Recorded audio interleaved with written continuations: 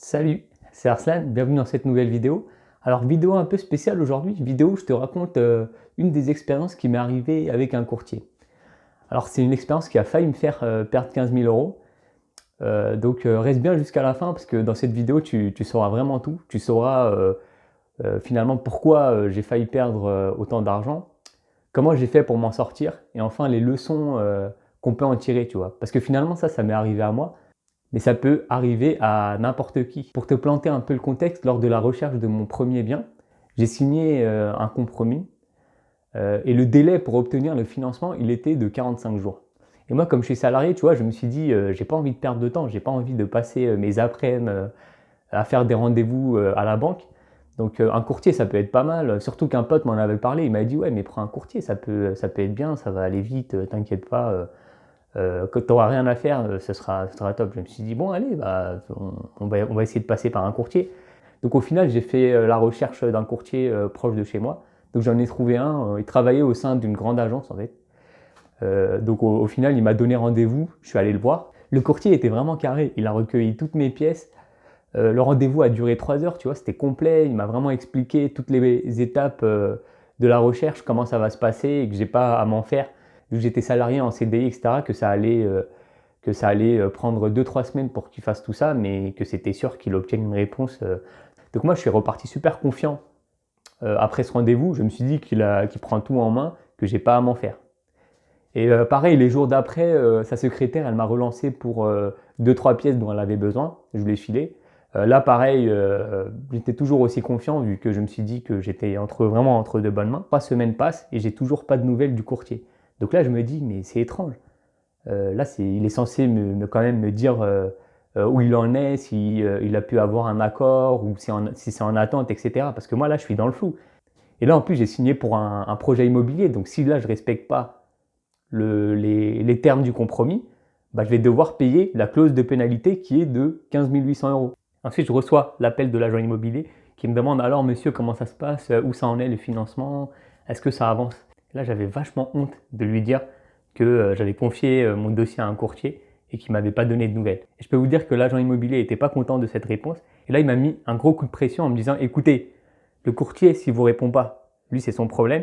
Mais vous, il faut absolument que vous me trouviez un financement dans le délai imparti par le compromis ou une attestation de refus. Et si ce n'est pas le cas, bah, vous allez devoir payer la pénalité. Je me suis dit, il faut vite que je m'active, il faut que j'aille voir plusieurs banques, que j'obtienne au moins un refus pour sortir de la vente sans pénalité. Parce que sinon, je vais devoir payer une somme importante. Là, je ne peux pas me permettre ça. Et donc là, je prévois d'aller à mes rendez-vous à la banque.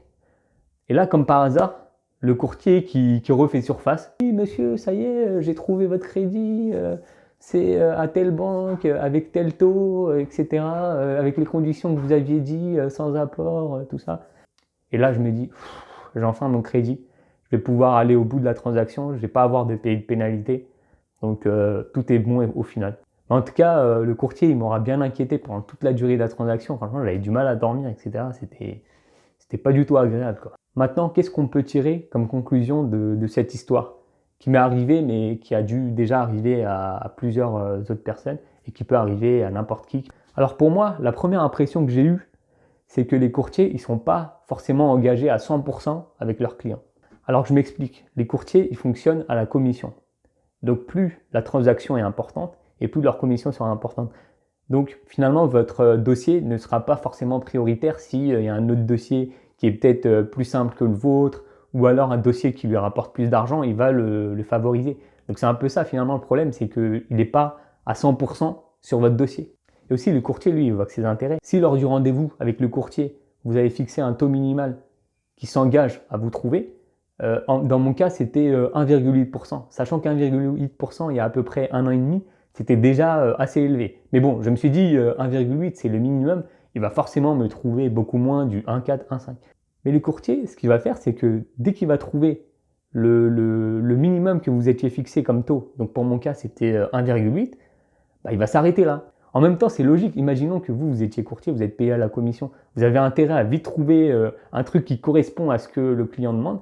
Vous n'êtes pas là pour essayer d'optimiser ou lui trouver le meilleur truc. Vous êtes juste là pour lui trouver un truc qui correspond à ce qu'il veut.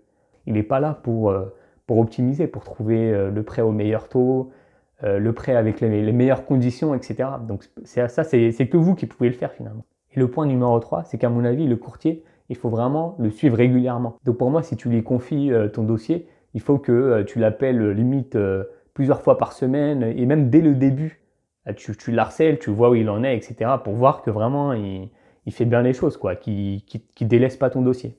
Et enfin, la quatrième, moi je pense qu'il ne faut pas uniquement compter sur lui. Parce que si tu comptes uniquement sur le courtier, bah, tu perds le contrôle finalement de tout. Et ça, c'est vraiment pas bon, tu vois, l'effet tunnel où tu es là, tu attends pendant 3 semaines, tu n'as aucun contrôle de la situation. Et ça peut vraiment être inquiétant, surtout si tu tombes sur un courtier comme le mien, tu vois. Donc pour moi, si on veut optimiser, non seulement tu donnes ton dossier à un courtier et parallèlement, tu fais aussi tes recherches. Et en plus, comme ça, tu pourras optimiser. Imaginons que le courtier il trouve des meilleures conditions que toi, bah, tu prends ce qu'il te propose. Et si c'est toi qui trouves quelque chose de mieux, bah, tu le prends. Donc pour moi, il vaut mieux vraiment multiplier ses chances d'avoir son crédit que de compter sur une seule personne qui au final n'est pas vraiment là pour défendre tes intérêts à 100%.